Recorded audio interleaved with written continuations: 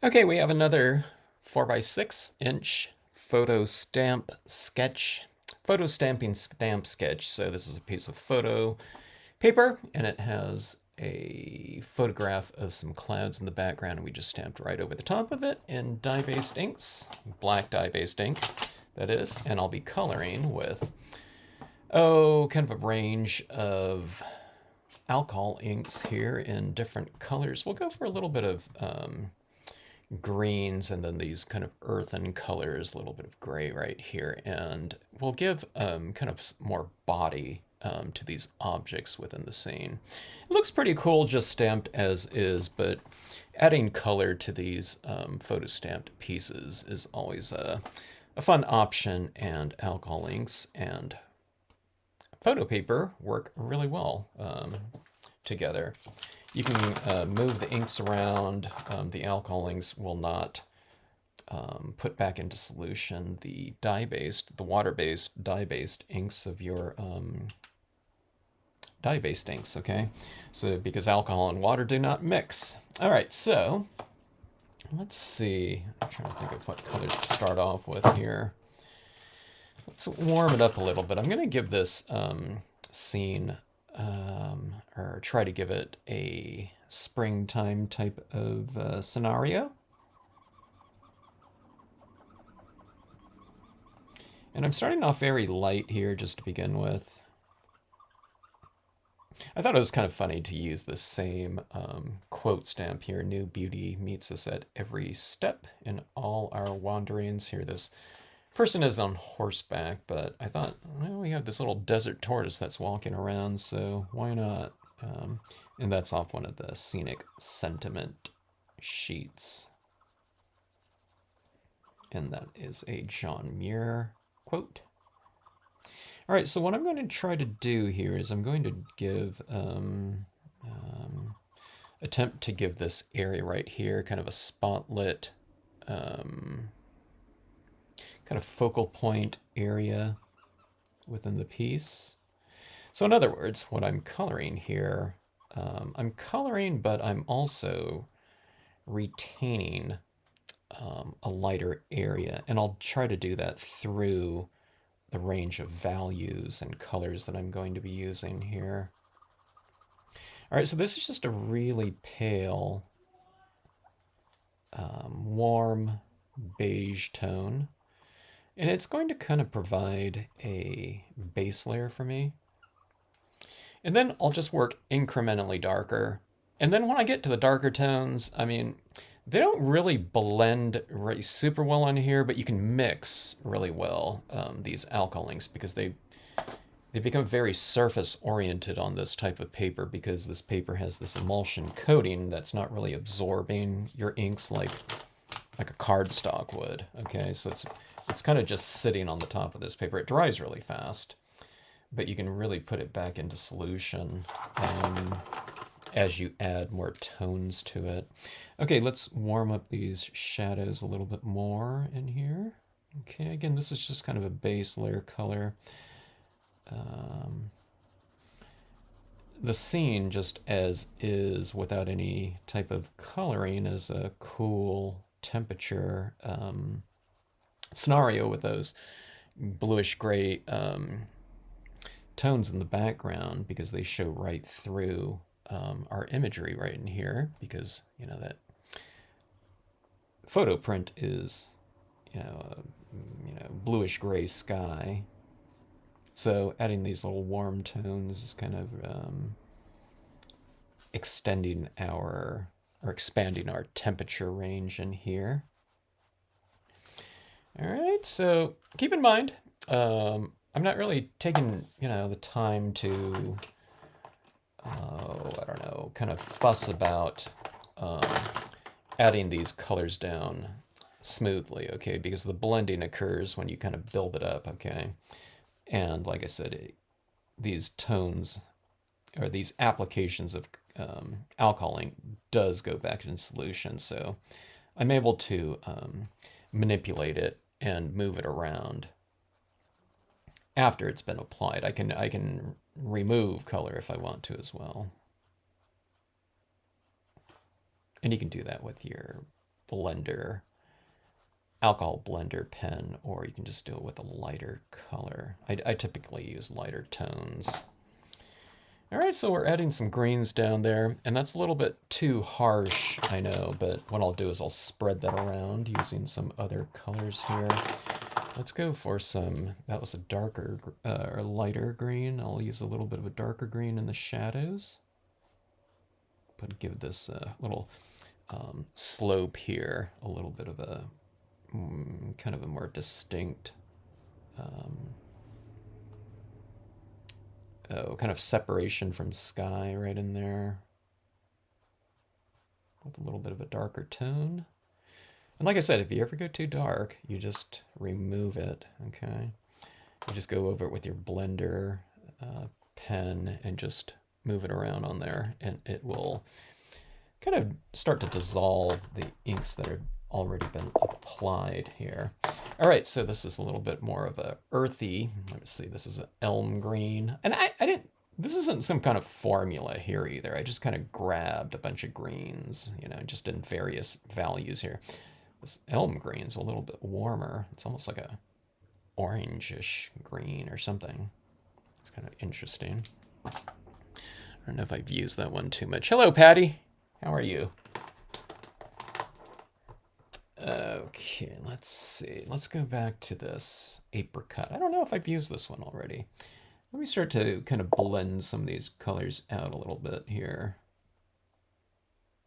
Now, as I go over it, it doesn't feel like I'm doing anything. You kind of have to go over it a little bit, and it starts to kind of penetrate the now dry applications of that alcohol ink, okay? It's because it's like sitting right on the surface, and it kind of, the feeling is almost like you're kind of melting that alcohol ink that you've already applied.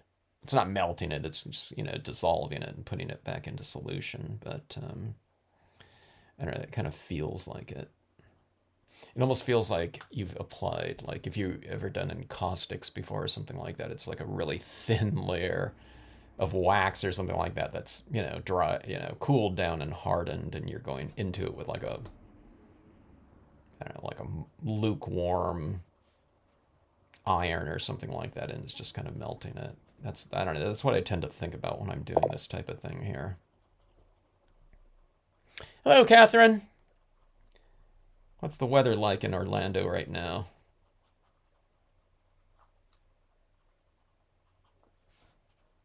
I'm gonna make it back to Orlando one of these days. I was trying to think of how many conventions I did there in Orlando. What was that convention called? What was her name too? That coordinator, was it Debbie? Can't remember. I don't remember. But I think we did that convention twice. I think I had been out to Florida just in general about, it's been a while. Probably about 5 times. A couple of the trips were, no, I guess I did that convention in Jacksonville too. But I also taught classes at that Jacksonville show. Huh. And a couple of the other trips were just workshop trips. This is a long time ago.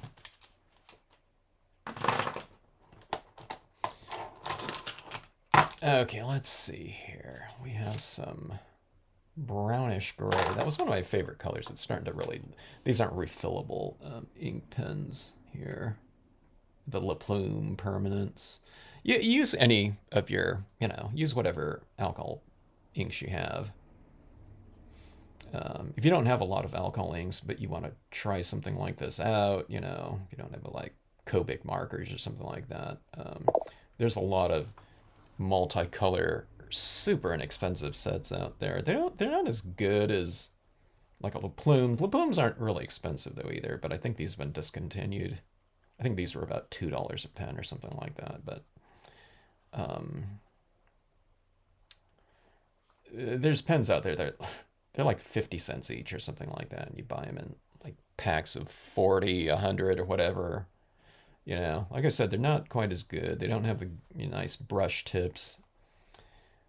But at 50 cents a pen or something like that, it's, you know, I don't believe in waste or anything like that, but I wouldn't see something like that as disposable, but you can get one of those pen sets. And if you really like certain colors and you want to get a nicer pen, then you can just buy it individually. Um, but a lot of pens that we get, we don't use them like all the time. So, you can have like a big range of like super inexpensive ones. And if you find yourself using a certain color a lot, then like I said, you can get kind of a nicer version of it. Um, Maybe a refillable one or something like that. 27 more days until you're you're counting it down there, Fatty. So you're both in Florida at this moment, then. Yeah. 79 and cloudy. Wednesday rain. We're going to have some rain again here in San Diego on Saturday and Sunday. I think it was pouring rain this last weekend, with some, heavy, heavy showers at times. I don't know if the it seems like Florida in certain areas, just like everywhere else, is getting like some extremes of weather. Like the hardest, whatever rain and what a recorded history, or what I mean, stuff like that. California's broken a lot of records in the last few years, I think, for certain things. Okay, going in with gray here.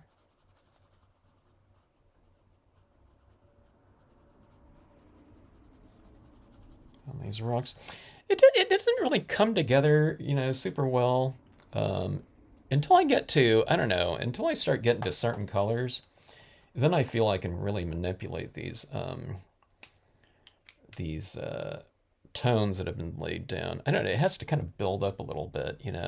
When it's really thin, it's harder to manipulate. But I think what I'm doing, or what's happening here, is I'm building up tone over tone over tone. And when you get a big buildup of these layers of colors, you've built up more of this kind of floating kind of ink scenario on here.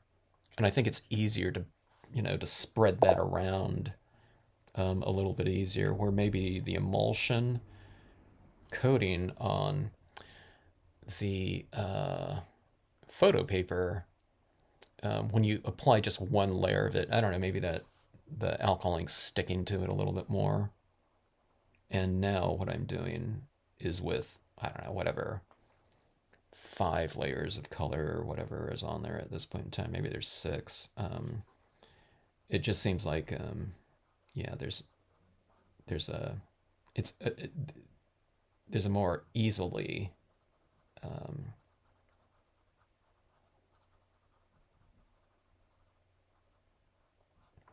there's an easier kind of more, we're able to manipulate those tones easier now, like that. I think that's the same thing when we're doing alcohol inks on like matte papers too. When you build it up, then you're kind of able to blend it around a little bit easier. All right, so I'm adding some reds in these rocks just to kind of change it around a little bit.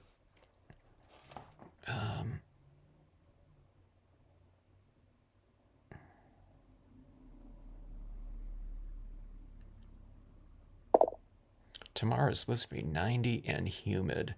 That's one of the things I was kind of curious about. I hadn't been out to Florida until I, was doing Stampscapes, and yeah, I always heard about that humidity. And I remember feeling it.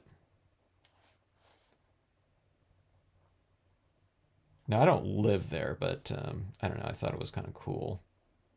Not cool, the temperature, but cool, interesting. Wise. I like kind of being in experiencing some extreme weather types of situations. Not to live in again, but just to experience it. Like I like going out to Death Valley and hiking around out there. When it's over 100, 115, something like that.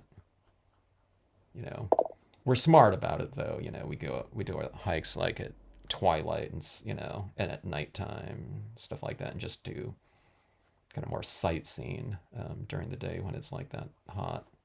And we're always prepared to, with hydration and everything. But yeah, I think I don't know. It was more humid when I was out in, that one time in Orlando. I, I'm trying to think of when that convention was, and if it was over the summertime. I don't remember. Um,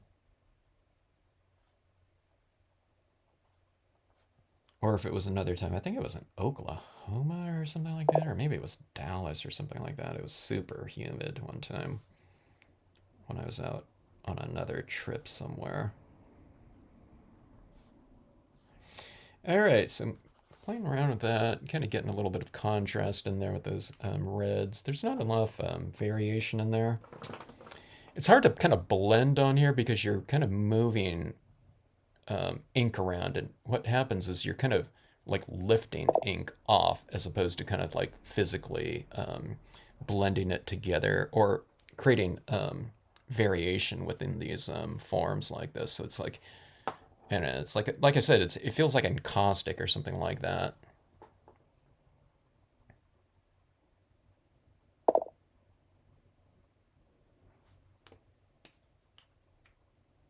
Ah, you're originally from Maryland, huh?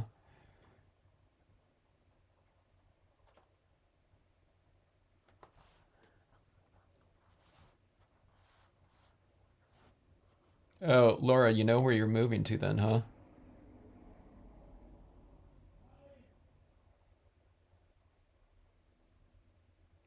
Montana.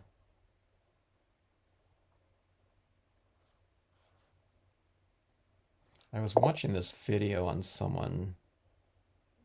Okay, so I used to collect comics when I was a kid, and so I watched these comic YouTube channels, and there was this one channel that I watched, and he just moved out to, oh my gosh, where did he move to? Was it Helena? I don't know if that's how you pronounce it, Helena.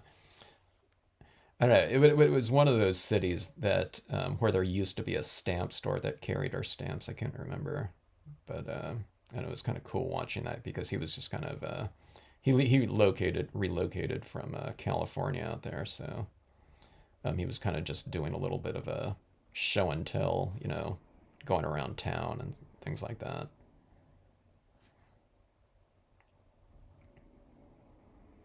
Not a lot of stamp stores in Montana over the years, but there were a few because it was like the perfect, it's one of those states that, you know, Stampscapes imagery, went well with, of course, that type of terrain. All right, so that's what we have right there. I think we're getting there as far as this goes. I'm able to kind of give a little bit of dimension into these rocks right in here. It's a little bit harsh still, though, but I'm going to add in some additional kind of lighting and textures in here. Let's get that a little bit blended out a little bit more. Let me just use a gray right here, and we'll try to spread some of that green out. I guess I'm kind of dissolving some of it and spreading it around a little bit in these open areas. I think I got a little bit thick with some of that green, so I'm just kind of flattening some of that out. Actually, let's bring some of that into these rocks too, to create a little bit more continuity between that, whatever, that grassy area and the rock forms. I'll do something like that. Oh, one of the things I don't remember to do too often, but if you bring in some like really pale blue a lot of times into your open areas, sometimes it doesn't look as stark white, and that cool kind of jeweled tone is kind of nice in there. This is a really super light blue. In stamping, I usually do it with like a Memento Summer Sky, or if you know the Marby range, it's like the Salvia blue. Here's a little bit of a slightly darker blue right in here, but put it in. You don't have to fill in all your white areas, but if you put it in a little bit onto some of it, it's pretty kind of effective. It kind of makes the terrain a little bit richer. I noticed that's what some oil painters used to do too. They used to go over their oil paints, like paintings, which is with a super light kind of jewel tone, very, very light blue wash in the end. It wasn't to make it look blue. You'd barely be able to detect it if you weren't looking for it. But if you looked in kind of the certain areas, you can see it. So I don't know if you can see that right in there. It kind of creates a little bit of a glow, I guess. Maybe it's creating a color glow when you use kind of analogous colors next to each other. But it also works on like these warmer rocks here too. So I don't know. All right, but yeah, that was just what that needed. A little bit of blue like that. Again, you can use the equivalent in your dye-based inks too when you're doing pieces. Okay, so I wasn't going to do this, but I was thinking, you know, these light beams, I really like these light beams on this scene right here. And I thought, I think it would look pretty cool in here, having it come down like this. But we're going to make this kind of a spring type of terrain, so I'm going to use some additional colors, and we'll use the 0.7 millimeter acrylic paint pens here. I'm trying to think of what colors to do with this. Some wildflower colors, maybe. Let's go with pinks and yellow here. I often see purples out in the desert too. Like something like that. You gotta make it kind of harmonize with the colors that you have down here too, and not just like, oh, wait a minute, that wildflower is not that, you know, particular violet or something like that. It's this one, but, you know, it's not a photograph we're doing, so you have to kind of think about what's going to go best with what you've kind of already applied. So that's where you kind of make your adjustments there.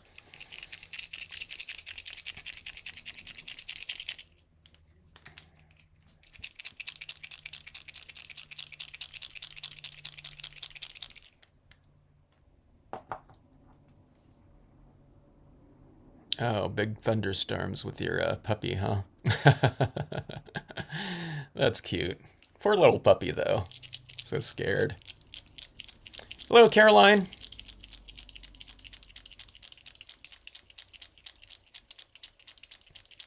Oh, I've been using my lip plumes probably a lot. Remember, these are the lip plume permanents, though, not the lip plume double-sided dye-baseds. I don't know how long I've had them. I don't know if I've had them the whole time I've been doing this channel, but I don't know. It might have been. It might have been used in my pieces. I use them a lot more on for coloring on photo paper, though. I don't do a lot of it.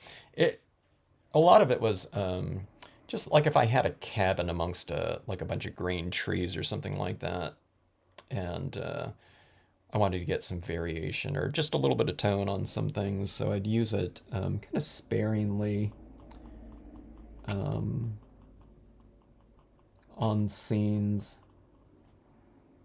But then when I started doing more kind of experimenting with photo stamping, I couldn't color this type of thing with this type of paper. Remember, this is not glossy cardstock, it's glossy photo paper, so you can't really color and blend very well. You can't do it very easily, I should say, with dye-based inks, because as soon as you hit it with water-based medium, it just dries instantly. So I couldn't spread things around, so the alcohol inks really worked really fantastic for me.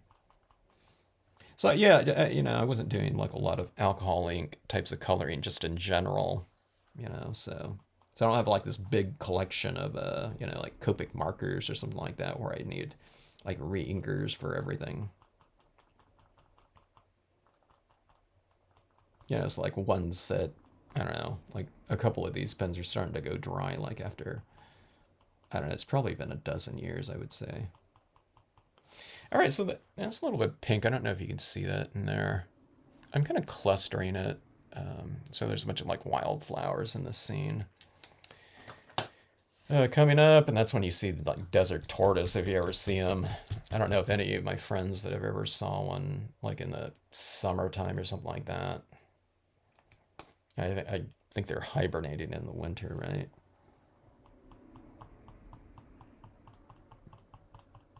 Sometimes my friends would, I don't know, be camping out or something like that. It's like, oh, they got a picture of like a desert tortoise or something. Like, oh man, I want to see one of those one day. All right, so here's a little bit of purple. I don't know, you probably can't see that at all. And then we'll add in the white here. And maybe on some of these ocotillos, I don't know why, but the red, I don't know, let me try this again here.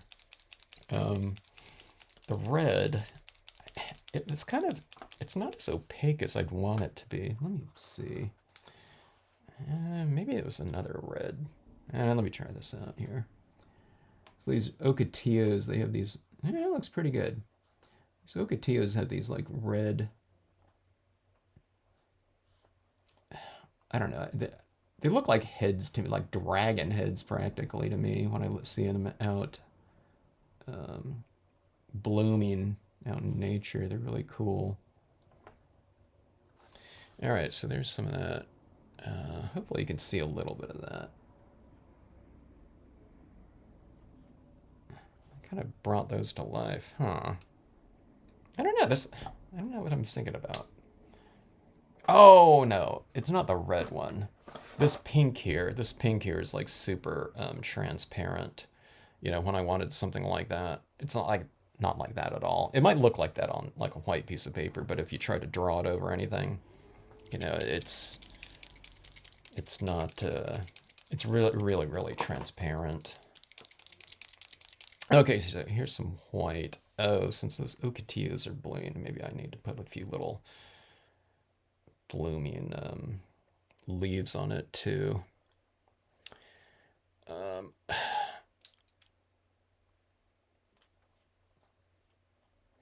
Yeah, those rocks are a little bit more. Yeah, they're a lot more defined with some of that color on there, isn't it? Yeah, it really stands out from the surrounding area. The thing that I really like doing, one of my favorite, um, scenic scenarios, using photo paper and doing photo stamping is kind of a fall type of scenario with a bunch of autumn types of trees, because I can really use a lot of really bright alcohol ink colors on them. And then I go into it with the acrylic paint pens in both the like the 3mm thick pens and as well as the the 0.7mm extra fine. It gives me an excuse to use a lot more color than I often do. I mean, springtime things too, but it's usually not quite as, I don't do it quite as extreme as the fall types of settings. So yeah, like I said, it's just an another excuse, visual excuse to use a lot more of media that I typically don't use quite as much of.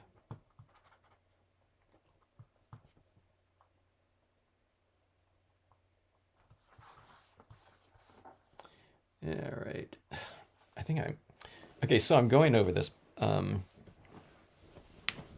over these inks in here with my white pen, and I'm doing a little bit of scribbling. I think what I'm doing is I've kind of scribbled into the that little 0.7mm hole there. I think some of the dried alcohol ink went up in there. So, I mean, it happens a lot when you're doing, this type of media on top of media that can be removed or scraped up. So things like, if you're adding this over things like pigment inks or something like that, you just got to get it flowing again. And let me see, these pens do run out of ink or paint a lot. So just get it kind of flowing again like that, okay? So just kind of scribble it around and then, you know, shake it, okay? Okay, this is going just fine again. It's when I'm doing a little, you know, kind of that wider coverage. Okay, now it's really flowing now. Maybe I needed to just shake it up a little bit more. But you know, just keep that in mind with your acrylic paint pens, especially the real kind of narrow tip ones. You know. All right, but see, those rocks are getting a little bit more dimensional. See, this rock kind of gets obscured in that darkness in the background right there.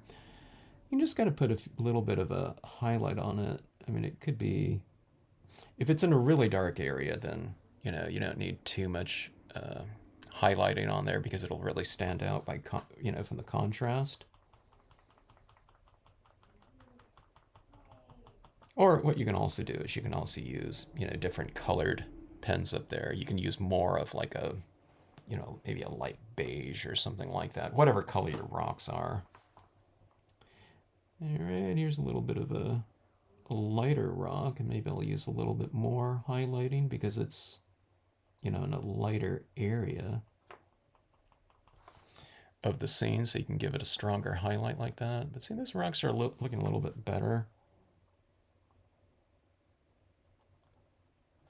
I like to kind of get rid of the outline on the top of it to make it look a little bit more dimensional.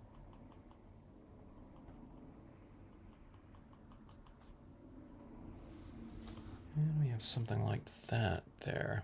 I think that, you know, the floor here, the desert floor, or I don't know, doesn't have to be the desert, could be anything, you know, spring type of, you know, what a ground cover is just, it looks more alive now, I think.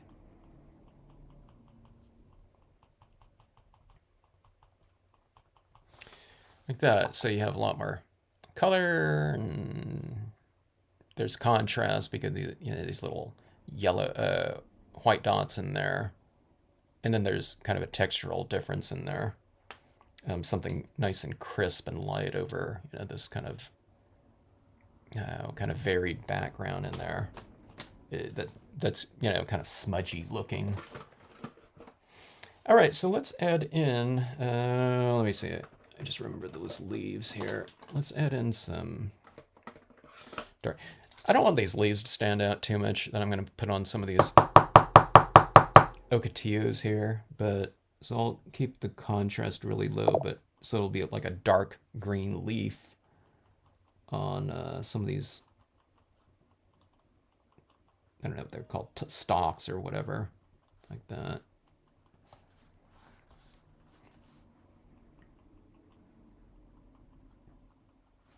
Yeah, looking a little bit more kind of spring-like now, I think. That really helped with those red tops, though, for sure.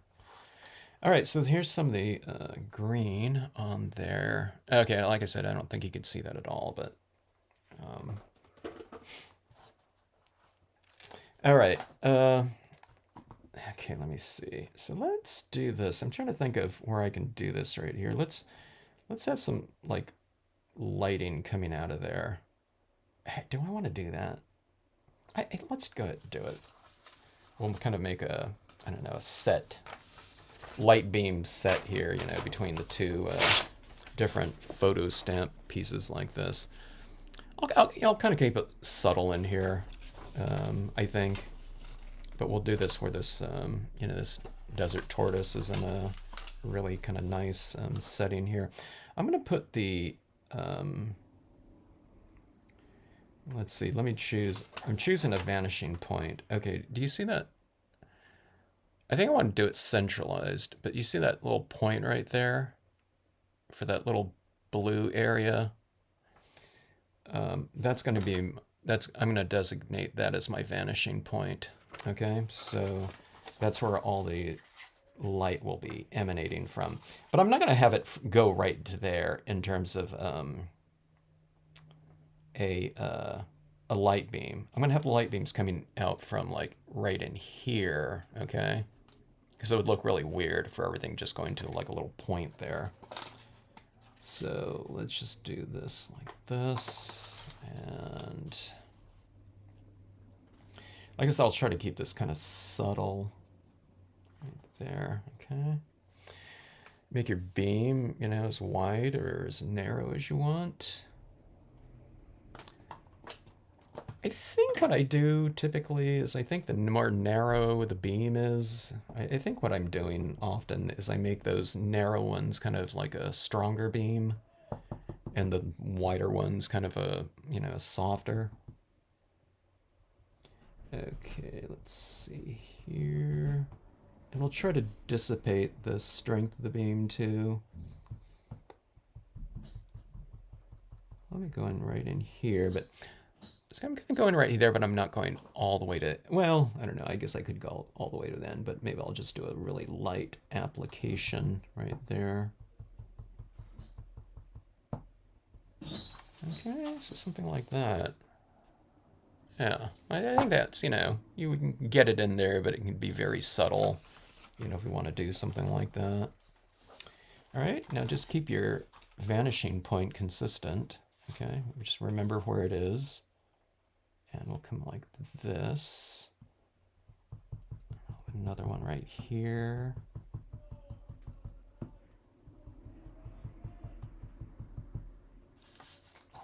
Like about like so. Just did a few little taps like that. Look at that, that's really kind of improving it. I didn't know how it would look, you know. I think that looks a lot better though, you know. I don't know, it just seems like it's bringing the piece to life. I thought it already did with the spring stuff, but I don't know, this looks a lot better to me.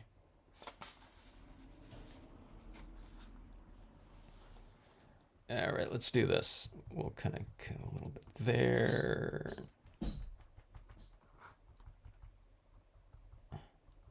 I don't want to kind of obscure all of my coloring work that I did in here, so let's see. Let's just kind of add in a really light application right there. And let's go a little bit more. So I'm kind of just adding it right here, and then I added a little bit right there and up there. So I'm kind of breaking it up. You don't have to do the full beam, you know, just to kind of have it implied. I don't know if, can you see that right there? Going across that way. And then, let's see. Let's have one kind of coming from underneath this and kind of going over the top of this rock right here.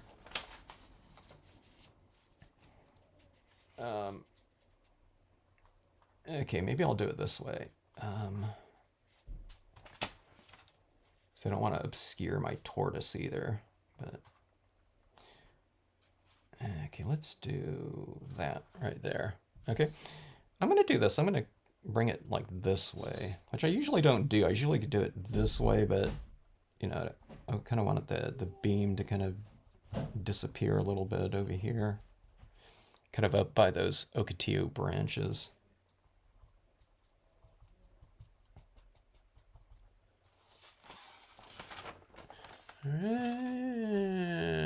That one's not, that one can be a little bit more defined. I want it kind of subtle, but you know, we don't want it like invisible either. Okay, let me go like this.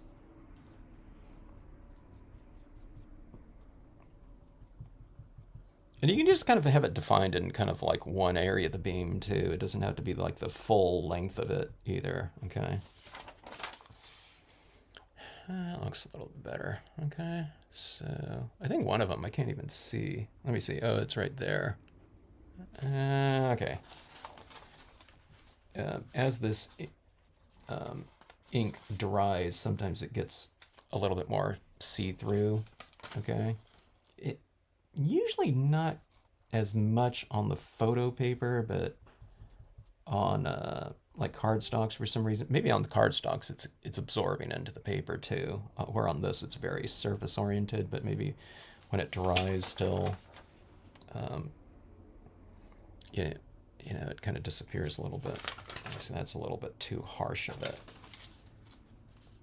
edge right there. Let's just do this right here. Okay, that looks better. Yeah, I don't know. I think that looks quite a bit better in terms of, I don't know, visual interest in a scene. That light, for you know, the lighting certainly benefited. And then you just go back in here like this and you just kind of add in a little bit of a more tone right in here, I think, and that kind of blends in those, you know, the beams. I don't think they're like harsh or anything like that, but if they're harsh, then you kind of soften them up in a little bit in some areas. But in this case, I'm just kind of adding a little bit more tone around in here, and that kind of illuminates that. See that edge of that ocotillo right there, where those ones are really harsh, and that one's like in the light because it's closer to the light, you know? It makes those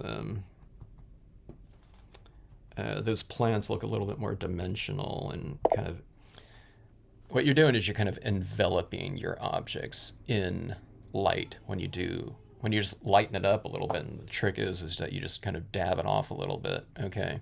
Now you can do that because the background in here is light. So putting this in here, if I did that like over here, you can do that. And I do that sometimes. It represents mist or something like that. But usually you put, you know, these types of touches in the lighter areas, unless it's a light beam where you can have it traveling across your imagery like that. So anyways, I don't know, it made it a kind of a cooler place for that, you know, the tortoise to, you know, to explore. Oh, see this right here? Okay, see, this is my kind of my coloring here, you know. It's not really great, you know, but it doesn't have to be because for me, I just go back in and I manipulate it in the end. So see, that's like that little bit of kind of this lighter horizon. So I varied my kind of thick application, you know, of alcohol ink in that area right there. So it gives it a little bit more variation. But see, it's like a softer light right in here, and down in here in the shadows, it's a little bit crisper. So we have, you know, a little bit more textural variation like that. So I don't know, this is really fun to do. So I don't, like I said, yeah, before I don't do a lot of photo stamping all the time. There's just so many different techniques to explore, you know. In doing these photo stamping pieces like this, it really makes me want to do some photo stamping vellum pieces. Okay, so maybe not necessarily with desert imagery, although it could, but where you just stamp on vellum and then use spray sealant on your backgrounds. You can stamp them out, or you can have them just blank with the clouds, and you put the vellum over the top of it like that, and then it really, you have that background clouds or whatever type of photographic scenario you have showing through the vellum, but you can stamp on the front of the vellum and the back of the vellum. The stuff on the front of it is going to be darker. Stuff on the back of the vellum is going to be a little bit lighter because you're seeing through the vellum. And then you can have some stuff stamped onto the, you know, your photograph too, and that looks like even farther back. So you can really play around with depth and distance a lot with, you know, photographs. So you can play around with that too. And I don't know, it might sound complicated because we're talking about all these layers, but in reality, it makes for you know, kind of a faster card to do because you have all that background already established in here, and you can just play around with. See, I loved adding in these little types of highlights like that, but you know, I mean, I could create kind of a scenario where I'm doing like rip paper towel clouds and creating them, and I do enjoy doing that. But sometimes, you know, I like the look of that right there, just real clouds, and then I spend time in doing the, you know, the really fun stuff, which are like those light beams or, doing highlighting in there, so you can really remove a lot of the preliminary types of kind of light and shadow shading stuff just by stamping on top of these photographs in here. So, okay, so I've been using photo paper with this type of technique, but that being said, I mean, if you have a printer, a lot of you know your printers really well, and if you've used like different types of cardstock too, you can print on top of, like a matte cardstock or something like that, or just some other type of more porous paper, with clouds or something like that. Let's say it's a matte paper, okay, it's not photo paper.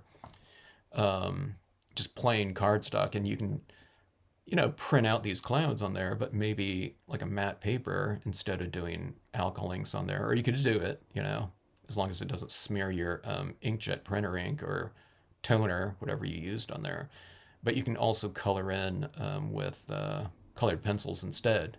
It would look different, but I think it would be a, similar type of, base scenario of, like photo stamping. So just use, again, the compatible media with whatever you end up printing those backgrounds with. But anyways, there's so far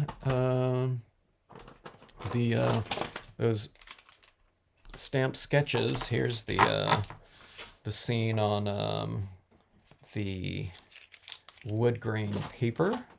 Just a really easy finish on this one with the white Brilliance ink, and then the shadows right there. I really had fun doing those shadows right there. And what I have left from Friday night are the two pieces on the semi-gloss cardstock. So I'll color those in with some dye-based inks and, the usual stuff. Colored pencil, and I don't know, maybe like I said, maybe we'll add in some other little elements in here. We can add in our three-dimensional types of things, crushed glass little touches, or, glitter types of touches. Okay, so on this one right here, I want to do a lot of coloring in here, but I want to have those light beams coming out from these clouds like that, kind of on the horizon. I don't know if they'll extend out like this way. They could, but I want to have it basically kind of illuminating that range of mountains in the background. And in here, I think this would be really great with beams. The way these clouds stamped out, they already kind of have these kind of natural areas in between the clouds where it looks like, we can just kind of follow that pattern and create some additional beams coming out of here in this scenario. I haven't figured out on what colors I want to do this one in yet, though. So I'll figure it out. All right, so anyway, photo stamping, pre-printed paper stamping makes for some really quick and, easy, effective scenes. So try it out. If you have any questions on media to use, let me know. And let's see. Very alive. Yeah, Patty, you're gonna have to try this out when you make that move and get your stamp room all kind of situated. Yeah, that's a Brilliance white. It's the Moonlight white. I have two of these too. I have one for to make my impressions with, and one that I'm always using cotton in. If you're using like cotton on, in your white, pigment ink pad all the time, I would invest in a second pad if you ever make impressions with your pad too. This is C for cotton right there. Because if you're using your cotton ball in one of these all the time, you're going to get all those cotton kind of fibers on there built up. And occasionally I kind of scrape it all off with a, little credit card or whatever like this. I'll show you it right here. But do you see that right there? That's not the pad material. I'm not destroying the pad. That's all the cotton fibers that get built up on there. And the thing is, if those cotton fibers are on there, and if you ink up a stamp on there and you stamp it out, a lot of times you see all these kind of fibery it's a fibery type of impression on there. So you don't have to take off everything, like super clean like that, but just roughly get enough like that. And it's just, that's pretty clean. I'd probably do that about once a month or so, depending on how often I'm using it. But I use this pad all the time. This is I think this pad is like 25 years old too.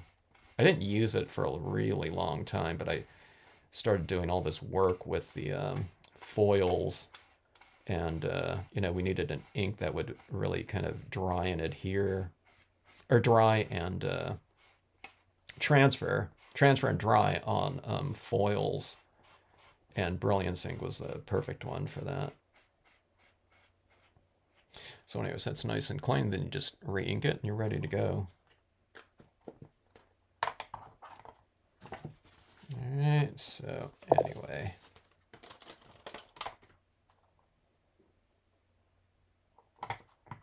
All right, folks, let's see. The beams of light are beautiful. Try it. Give it a try there, Catherine. The beams are really fun. Break them up, Add a little bit at a time, too. See, you notice how I removed my paper and I took a look, and it's like, oh, let's tweak that a little bit more. So you don't have to get it all down in one big slathering, and do it really lightly at first, really. If your pad is really super juicy, blot off a little bit, you can test it on a dark piece of, cardstock or something like that to see how much ink you have on there. And you want it to where, like, if you do like 5 taps or something like that, it's like you barely see anything. If you go like that and there's like a big blob of it, too much ink and probably too much pressure. Okay, so really get it. You want to do this. The kind of the mindset is you want to be applying, like, think of it like you're applying like baby powder or something like that, that amount of it onto your piece, like a dry medium. Okay, that's the speed at which you want it to do, and then you can really do those really subtle additions wherever you want it to go. So like a big heavy beam across there, I mean, that would look cool too, but if you want that strength of it, have it really intentional from the amount that you apply, and like more purposefully like that. So yeah, but yeah, that really added to that piece. I wasn't quite sure, after I did that, I was thinking light beams in here would look kind of cool. Then after I got all the color down, I thought maybe a little just mist or something like that. But I think the motion of that looks really good. I wasn't quite sure where I was going to have it coming from in here. So my solution was just to do them really, really kind of see-through and light on this one. I think that looks really good. On this one, it's a little bit bolder, but yeah. They really, and if you're doing anything like a underwater scene too, really awesome for that too, having light beams coming down like that. You can have fish swimming around in here or something like that. Not on this grassy landscape, but you know what I mean. Let's see. All right, everyone. Hope you have a great rest of evening. Thanks for jumping on and checking out this impromptu live.